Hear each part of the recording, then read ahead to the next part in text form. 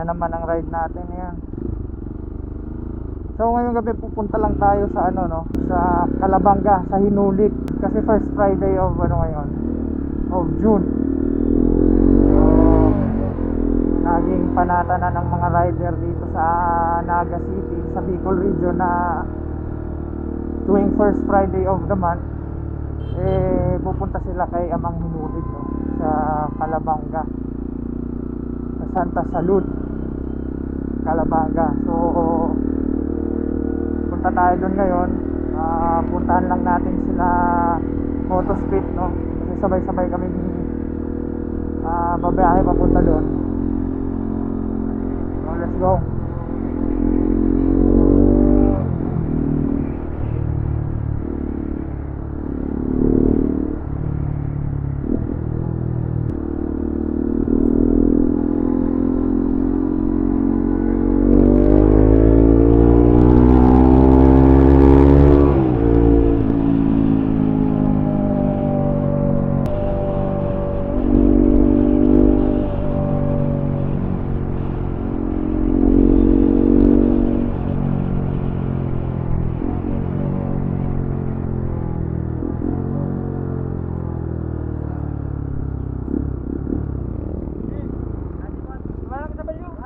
Tara, marayo pa. Si tatay, hinalap niyo pa. Nag-aamit pa lang isin.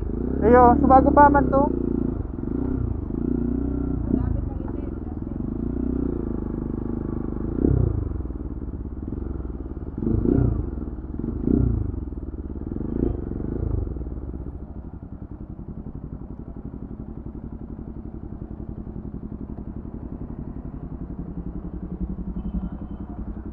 Alright.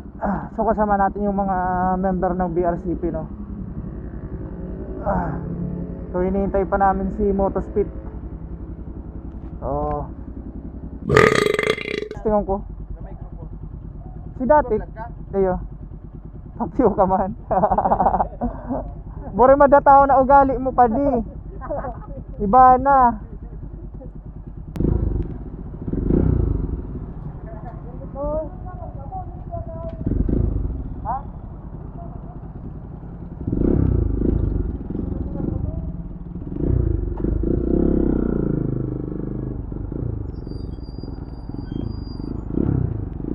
Alright. Okay. So take off. Punta na kaming Calabanga, Hinulit, sa Barangay Salud no, sa Calabanga. Well anyway, bibigyan ko lang kayo ng konting information lang no. So sa lahat po ng hindi nakakaalam, ang ibig sabihin no ng Hinulit ay ibinaba. Yan yung imahe ni Jesucristong yan. Yan yung image ni Jesus Christ na ibinaba siya from the cross. So yan ho ang ibig sabihin ng Amang Hinulit no. The image of Jesus Christ nung after siyang ibaba sa cross no. So kaya ho every first Friday ng buwan marami hong rider ang napunta dyan. Kaya ho sa kasamaang palad sa dami ho nila yun na ho, dyan na ho nagsimula yung mga residente dyan sa mga nadadaan ng bayan katulad ng Magaraw, ng Bumbon. Dyan ho, marami na ho nagre-reklamo no. Kasi hindi ko sinasabing lahat no. Hindi ko i-generalize, pero karamihan ho sa mga rider na nagpepenitensya o nagpapanata every first Friday of the month ginagawa ho nilang racetrack ang kahabaan na yan ng daan papuntang Hinulit no? So yan ho ang nakakalungkot. Marami hong nadidisgrasya, marami hong nag-overshoot dyan, marami hong nag-slide, banggaan, mga ganon. dahil na rin ho sa pagiging abusado ng ibang rider. Hindi ko generalize, hindi ho lahat, no? Yung iba lang. And then pagkakaalam ko rin ho, marami na hong nag-complain na residente dahil ho sa ingay ng mga tambutso ng mga motor, no? Yun lang ho, medyo nakakalungkot sa pangyayari nito, no? Sa tinagal-tagal ng panahon, yan ho yung nangyayari, no? Nagkakaroon ng mga ganitong complaint. Well, sana naman sa mga rider, magbigay naman tayo ng respeto sa mga tao dyan, sa mga residente dyan, sa mga lugar na yan, no? Para naman hindi tayo pag-initan. So, kasi ang ginagawa ko ng iba, naka-open pipe na nga, bumubomba pa ng bumubomba. Yun lang ho yung naging, yun lang ho yung masama. Yun lang ho yung medyo hindi maganda na nangyayari dyan. So, please be mindful na lang ho, no? Sa lahat ng mga rider na pumupunta, na nagpapalata every first Friday of the month, sana naman irespeto natin ang lugar, irespeto natin ang mga taong nakatira sa lugar, pati na rin sa mga nadadaanan yung mga lugar, no?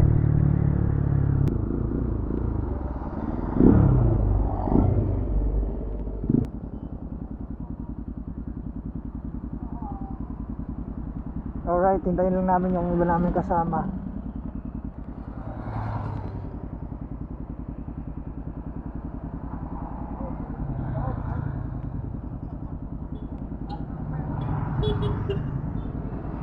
Hello. Papunta ho yan mapapunta ho yan doon. Diba? Kita nyo naman kung gaano kadami yan. Isang grupo lang ho yan.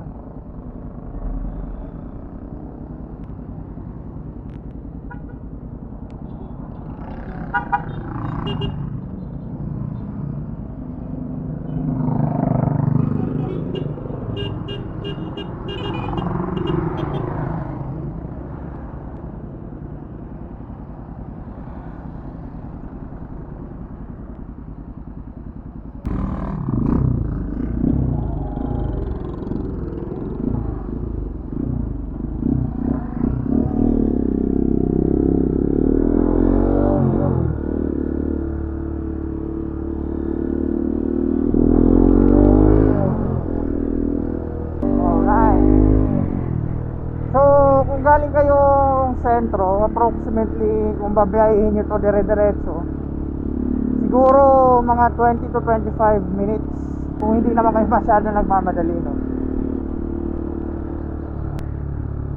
So nasa Magaraw na ho kami, mga papa. So actually ho, first time ko itong pumunta dito na mag first Friday after nung nagkaroon ako ng pandemic, no? Dahil syempre maraming tao, mahirap na rin, diba? So syempre gusto ko rin naman i-share yung experience namin dito, mga Bicolano, no?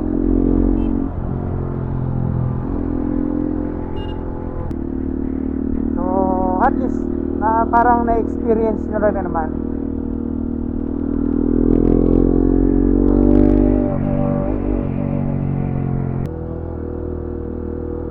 Bayan ako ng Bumbon, no? Nasa Bumbon na kami. Sunod ho ng Bumbon ay Kalabanga na. Alright, malapit na ho kami.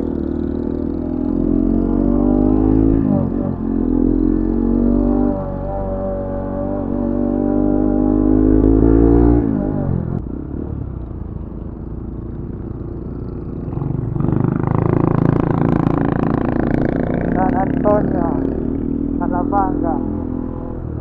So Santa Salud ho kami pupunta, no? Malapit na ho yun.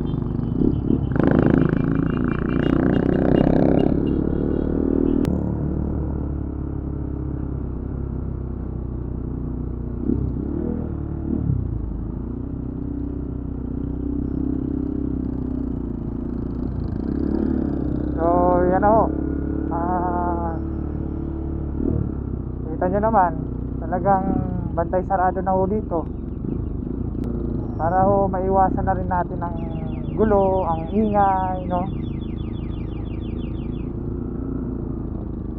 Ganyan ho ang scene dito every first Friday of the month. Yan. Isipin nyo, ano pa yan ha? Pandemic pa yan. Paano kung regular days yan? Yung kung walang pandemic yan? Kita nyo naman, diba?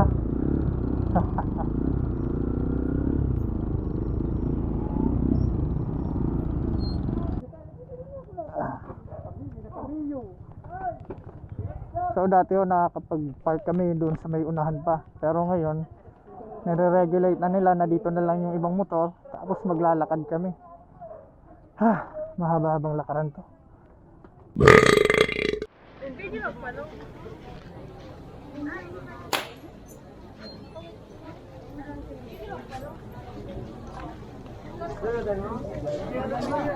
Alright. So nakapila na ho kami, no. Dito ang pila sa labas. Dito ang simula. Ayan, kung makikita nyo madilim lang. So yan. Ayan ang papasok. Alright. Kung sana medyo maliwanag din pangkuha natin, no, para makita nyo. So yan ang pila. Papasok kami dyan mamaya. Tapos diretso na yan sa image ni Hinulig. Ayan na po, nakapila na kami, no.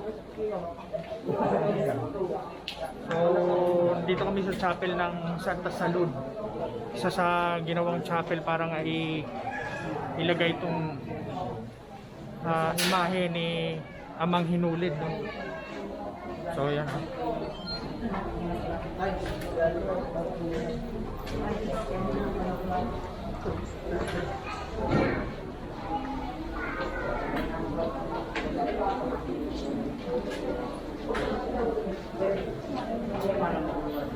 Ang barya. So yan, pwede rin kayo mag-donate offering.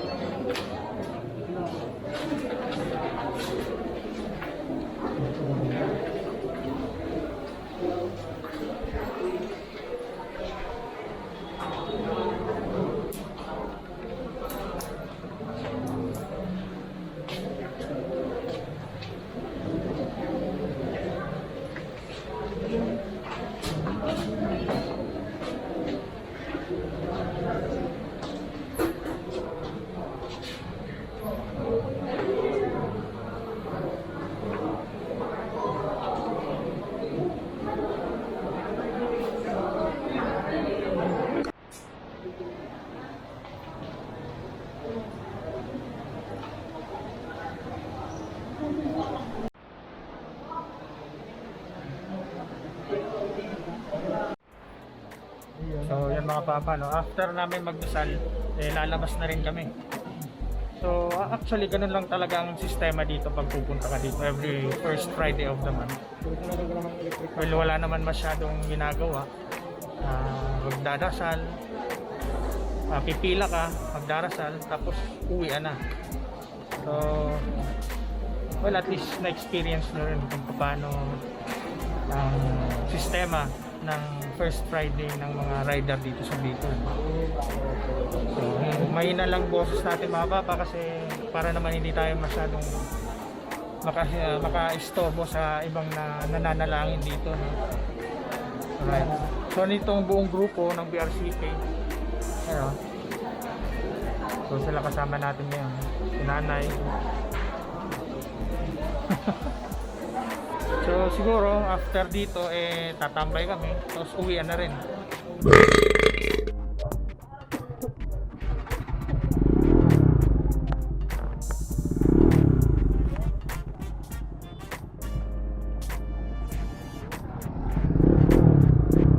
Tara. Alright mga papa, no? So bale yun lang naman. So yun lang yung